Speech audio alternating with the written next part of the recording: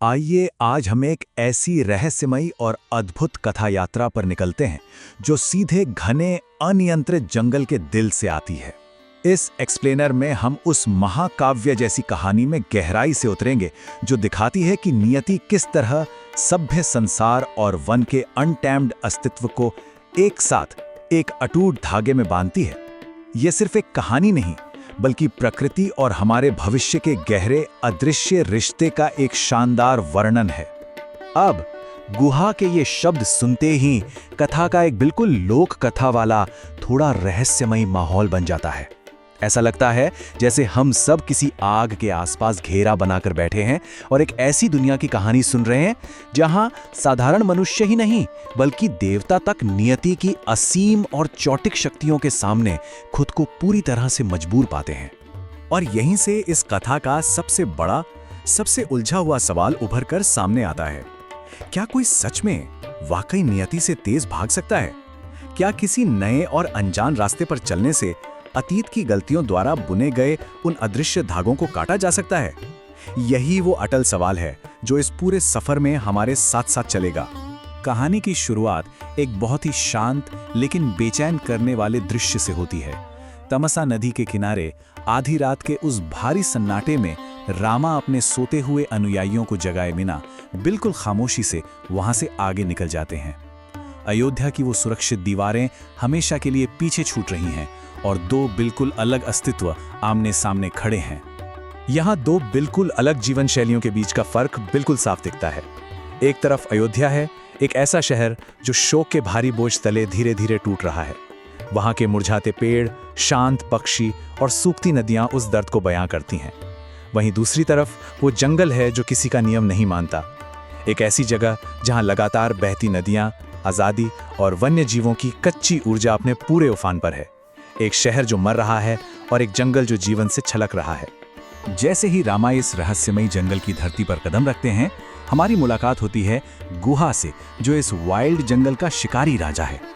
उनका प्रसंग ईश्वरीय शक्तियों और देवताओं के उस रूप की एक ऐसी झलक दिखाता है जिसके बारे में पहले से किसी तरह का अनुमान लगाना बिल्कुल नामुमकिन है। उनका पहनावा और रूप सच में रोंगटे खड़े कर देने वाला है।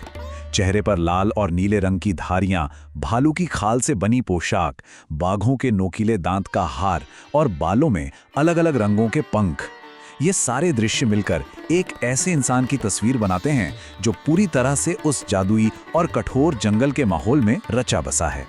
वो सिर्फ जंगल का हिस्सा नहीं है, वो खुद जंगल हैं। लेकिन सबसे दिलचस्प बात यहाँ ये है कि गुहा की जिंदगी का एक बेहद मुश्किल दिन कैसे एक चमत्कार बन गया।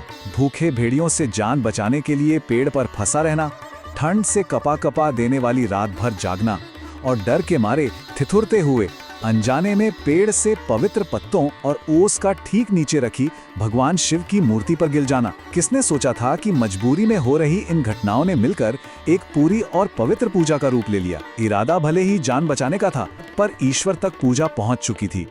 और इस अनजाने में की गई भक्ति का नतीजा क्या हुआ? इसने महान देवता शिवा को हस्तक्षेप करने पर मजबूर कर दिया ताकि गुहा को मौत के देवता यमा के खौफनाक पकड़ से बचाया जा सके। यमा, जिनके खौफनाक कुत्ते और चांदी का फंदा हर प्राणी का आखिरी वक्त तय करता है, उन्हें भी इस अनजाने समर्पण के सामने खाली हाथ लौटना पड़ा। जंगल में मौत पर भक्ति की ये अनजानी जीत थी। जीवन बचाने की ये अनोखी घटना बड़े ही सहज ढंग से एक और कहानी की ओर मुड़ जाती है। आग के आसपास घूमती ये दूसरी कहानी अयोध्या के राजा द्वारा उठाए गए बोझ और उनके दबे हुए रहस्यों का खुलासा करती है जो अब तक सिर्फ खामोशी में छुपे थे। असल में राजा दशरथ को जानवरों की भाषा आती थी जो उन्हें गिद्धों के राजा जटायु से वरदान में मिली थी। लेकिन ये शक्ति उनके लिए एक जानलेवा जाल बन गई। शर्त ये थी कि इसका एक शब्द भी किसी और को बताने पर उनका हृदय तुरंत फट जाएगा। असली मुसीबत तब शुरू होती है जब रानी ये जानने की जिद पकड़ लेती हैं कि आखिर राजा हिरणों के भौंकने की आवाज सुनकर अचानक क्यों हंसे। उस धर्म संकट के वक्त गुहा के आंगन के एक आम से मुर्गे ने आपस में बात करते हुए जो कहा, उसने सब पलट दिया। एक मुर्गे का ये सीधा सा और थोड़ा मजाकिया ताना सुनकर राजा को अपनी रानी की उस जानलेवा मांग को पूरी तरह ठुकराने का साहस मिल गया। यह हिस्सा साबित करता है कि जंगल में सच्चा ज्ञान और समझ जरूरी नहीं किसी महान सन्यासी से मिले, कभी-कभी वो सबसे आम और अप्रत्याशित स्थानों से प्राप्त हो जाती है। चलिए सफर में जंगल के और गहरे हिस्सों की तरफ चलते हैं। चित्रकूटा आते हैं। यही वो स्थान है जहां इन निर्वासित राजशाही लोगों को प्रकृति की शांत और विशाल निगरानी में अपना एक अस्थायी आश्रय, एक पनाह मिलती है। चित्रकूटा की खूबसूरती सच में किसी को भी मंत्रमुग्ध कर सकती है। नीले चमकदार पत्थर जो रोशनी में जगमगाते हैं, गोल चट्टानों से टकराती और शोर मचाती नदियां और ऊंची ऊंची ढलानों पर लटकते शहद के विशाल छत्ते, यह पूरा माहौल चित्रकूटा को सिर्फ एक पहाड़ नहीं रहने देता, बल्कि एक जीवंत चरित्र बना देता है। एक ऐसी जगह जो डरे हुए और थके हुए लोगों को अपने गले लगा रही हो। लेकिन एक तरफ जहां जंगल में ऐसी शांति थी जो निर्वासित लोगों को आराम दे रही थी, वहीं ठीक उसी वक्त दुख में डूबी अयोध्या में सब कुछ बदल रहा था। मृत्यु शैया पर पड़े अंधे राजा दशरथ अपनी जवानी के दिनों की एक बेहद भयानक और डरावनी याद से जूझ रहे थे। एक ऐसी गलती जो सालों से उन्हें अंदर ही अंदर खा रही थी। ये इस महान त्रासदी का वाकई सबसे दर्दनाक पल है।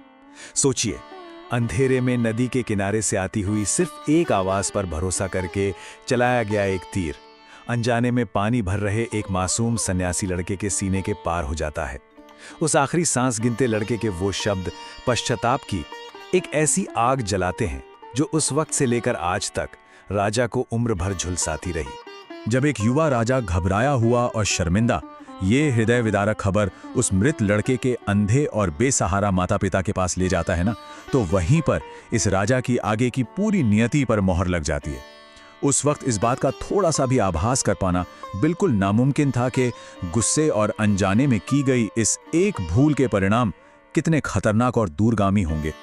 और यहीं से नियति का वो अटूट धागा, कर्म और चांदी का वो फंदा सामने आता है। ये कहानी सीधे अपने चरमोत्कर्ष की ओर बढ़ती है, जहां हम यह तल सच भली भांति समझते हैं कि अपने ही अतीत के कर्मों की परछाइयों से बचकर निकल जाना सच में असंभव है। उस अंधे और दुख में डूबे पिता द्वारा जलाकर दी गई वो भविष्यवाणी दशकों बाद तक अयोध्या के महल की दीवारों में गूंजती रही। यही वो स्थान है, यही वो शब्द हैं जो पूरी तरह स्पष्ट कर देते हैं कि आखिर क्यों उस महान राजा को अपने सबसे प्यारे बेटे रामा के निर्वासन का असहनीय दुख अपने आखिरी वक्त में झेलना ही पड़ा। अगर इन सारी घटनाओं को एक साथ जोड़कर देखा जाए तो कर्म का ये अटूट चक्र समझ में आता है। दशकों पहले की गई एक युवा प्रिंस की भूल, एक रोते हुए पिता का श्राप, रामा का 14 वर्ष का वनवास, ये सब आपस में जुड़े हैं। यह हमें याद दिलाता है कि प्राचीन लोक कथाएं किस खूबसूरती से अतीत का उपयोग करके वर्तमान की इस अस्थिरता को समझाती हैं, तब तक जब आखिरकार आधी रात को यमा महल में खामोशी से प्रवेश करते हैं। इन दोनों कहानियों को एक साथ रखकर देखना वाकई हैरान कर देता है। देखिए, एक तरफ जंगली शिकारी गुहा हैं, जिनसे डर के मारे अनजाने में जो काम हुआ उसने पूजा का रूप ले लिया और उन्हें मौत के फंदे से बचा लिया। और ठीक इसके उलट राजा दशरथ हैं, जिनकी अनजाने में हुई गलती और एक अंधे तीर ने आखिरकार उनकी मृत्यु को आमंत्रित किया। जंगल वो महत्वपूर्ण रंगमंच बन जाता है जहां अनजाने में हुए संयोग एक इंसान की पूरी नियति को पलट कर रख देते हैं। तो आखिर में ये पूरी कथा हमें इस बहुत ही रहस्यमयी और गहरे सवाल के साथ छोड़ जाती है। सोचिए, अगर जंगल के इन विशाल पेड़ों की जड़ों में हमारे अतीत की भूली बिसरी यादें और किए गए कर्म महफूज रखे हैं, तो आने वाले कल की छांव में इन घने जंगलों में हमारे लिए आखिर कौन सी अनजान नियति प्रतीक्षा कर रही है? एक ऐसा सवाल जो इस कथा यात्रा के खत्म होने के बाद भी दिमाग में देर तक गूंजता रहेगा।